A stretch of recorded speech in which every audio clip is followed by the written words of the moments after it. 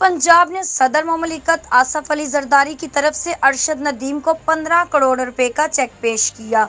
खबर पेश करते हैं लाहौर में मौजूद हमारे ब्यूरो चीफ अजीम चौधरी से। गवर्नर पंजाब ने कहा कि अरशद नदीम ने पूरी दुनिया में पाकिस्तान का नाम रोशन किया। गवर्नर पंजाब ने इस उम्मीद का इजहार किया कि वो और ज़्यादा मेहनत करेंगे और पेरिस ओलंपिक के बाद आलमी रिकॉर्ड भी बनाएंगे। गवर्नर पंजाब ने कहा कि मुल्क व कौम की तरक्की व खुशहाली पीपल्स पार्टी का विज़न है। मुल्क की मौजूदा सूरत हाल में आसफ अली जरदारी ही कौम को मुत्तहिद कर सकते हैं। पीपल्स पार्टी की क़यादत के विज़न की वजह से ये हुकूमत चल रही है।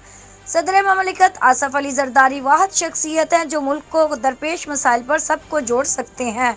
मुल्क मुश्किल हालात से दो चार है। आवाम के लिए सबसे बड़ी मुश्किल बिजली के बिल हैं और जब बिल आता है तो गरीब आदमी रोता है। मुल्क में सियासी इस्तेहकाम बहुत ज़रूरी है ताकि मुल्क माशी तौर पर मजबूत हो और तरक्की की मनाजिल तय करें। गवर्नर पंजाब ने बैनुल अक़वामी सतह पर तकरीरी व मजमून नवेसी के मुकाबले में नुमायां कारकर्दगी दिखाने पर अस्मा फातिमा को तरीफ़ी सनद से भी नवाजा।